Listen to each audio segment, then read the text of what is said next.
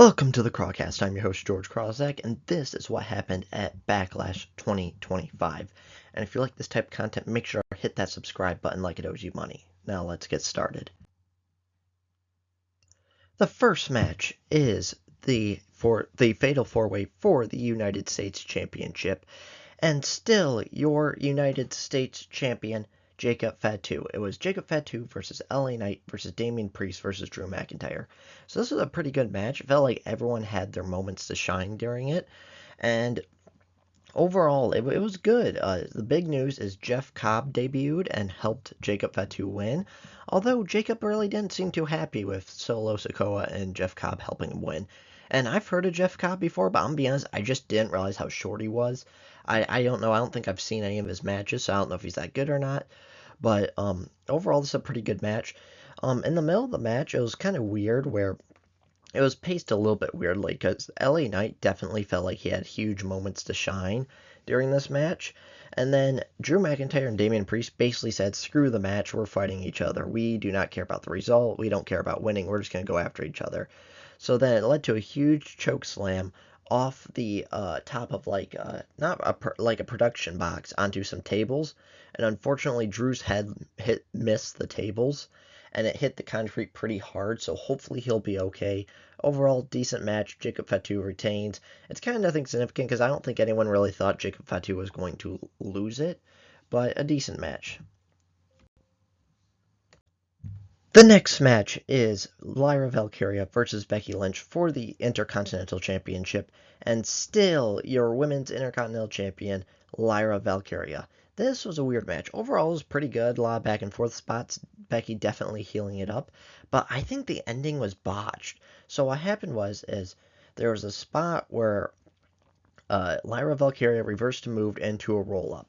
1, 2, and Becky Lynch kicks out like a millisecond after 3, and then Becky Lynch starts going into the next spot of beating down Lyra Valkyria. It seemed a bit odd and a bit how do I say this, like malfunctioned, that spot, because also earlier in the match, Becky Lynch exposed a turnbuckle and was trying to throw Lyra Valkyria in it. Then Lyra Valkyria has a pinning spot where she shows that she pinned Becky Lynch, so that would lead you to think Becky was winning. And the turnbuckle's never used, and obviously Becky Lynch didn't win. So to me, it looked like a botch. It was a weird way to end it. And then right at the end, when Becky Lynch was attacking Lyra Valkyria, right before she put her in the disarmor, she kind of kneeled down and was talking to Lyra for a little bit. So it felt like one of two things. Number one, there was a spot where Becky definitely punched Lyra in the face for real and potentially broke her nose. So she was either apologizing for that, or what happened is that she botched the kick out and was kind of apologizing for botching the kick out. I don't know, like I said, good match, just really, really weird ending. And like I said, I think that was botched. Who knows what would have happened if that was? Because they could have potentially saying like, okay, we're doing the wrestling tropes of one person getting the visual 3 count and the exposed turnbuckle to not use them. Which again, weird thing to do for me if they're trying to like swerve if you think it went one way and kind of not using the tropes. But overall, pretty good match. The next match is Dominic Mysterio versus Penta, and for the Intercontinental Championship, and still your Intercontinental Champions, Dominic Mysterio.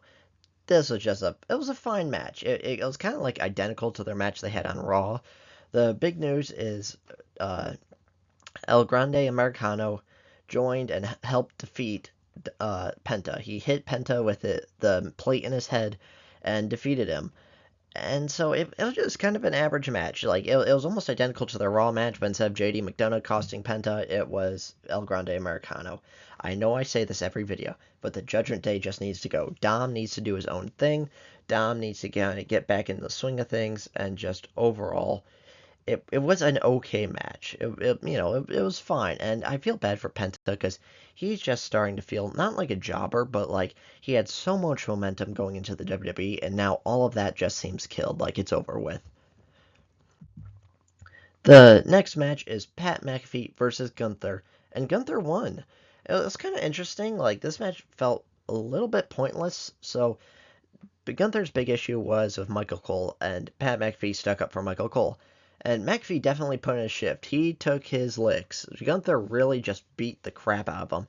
And overall, this is a pretty entertaining match. It felt like, how do you handle it? Because either you have to make it competitive or have Gunther squash him. And it was kind of both, where it was definitely a glorified squash match. But Gunther was too cocky, and McAfee almost beat him with Michael Cole's interference. And then at the end, Gunther showed Pat McAfee respect for all the things he's been doing, and it seems like their story's kind of done, which to me is, what's the point of this? Because um, it felt like either continue it with have Gunther beat down Michael Cole, or you shouldn't have done it in the first place, because again, it just seems like it's over, and Michael Cole didn't change at all. Gunther really didn't change at all. It just kind of happened, and now it seems like they're moving on. So a little bit surprising. And then also, I just want to say it was really funny to me because Michael Cole's like, for the first time in my career, I will be partisan in a match, and I will root for Pat McAfee. Clearly, Michael Cole has forgotten about every single Miz match that happened in 2011 because Michael Cole was the biggest Miz fan, cheering for Miz. He even interfered, and when Jerry Lawler nearly beat Miz for the WWE Championship, Michael Cole stopped him. So clearly Michael Cole has forgotten about that, and we're kind of rewriting history. But overall, it was a fine match. Nothing really interesting happened. Pat McAfee definitely put in a good showing, and it was a decent match.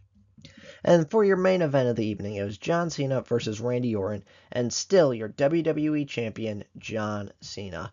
So overall, this was a decent match. They definitely reversed themselves in the WrestleMania match, because why did that match fail and this match work? Because at WrestleMania, since John Cena isn't necessarily the greatest wrestler in terms of moves and kind of work rate, he has theatrics.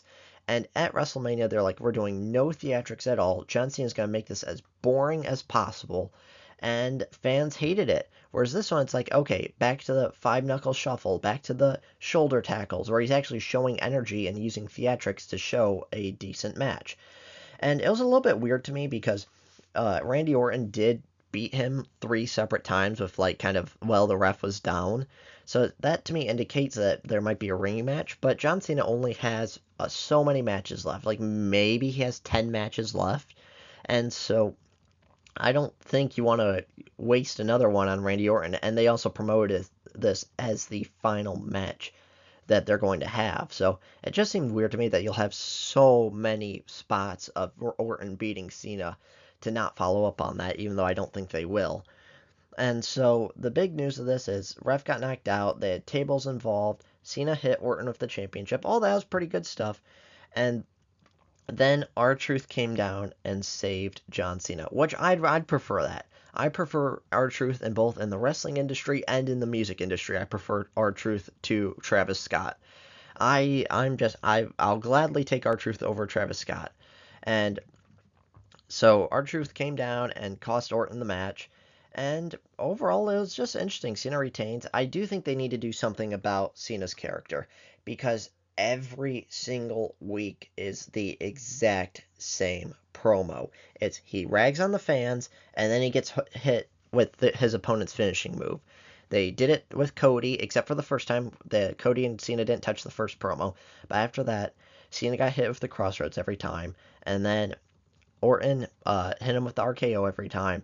And so, again, I think it'd be cool if there was maybe a couple of matches where Cena doesn't use outside interference. Because this is what felt with me with towards the end of Roman's run, is every single match was exactly the same, where when Roman had that 3-year title reign, it'd be they wrestle for a little bit, the opponent beats Roman, but the ref is knocked out, bloodline interference, Roman wins. Exact same match every single time. And so I hope they can do something a little bit different here, where it's like, instead of saying, where it's not, okay, they wrestle for a little bit, Cena's opponent has a visual win over him, but the ref's knocked out, interference, Cena wins.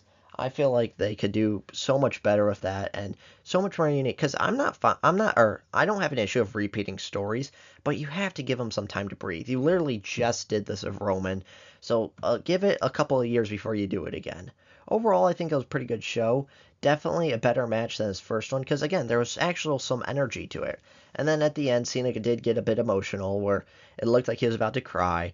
And people are talking about whether this was part of his character or not. It wasn't.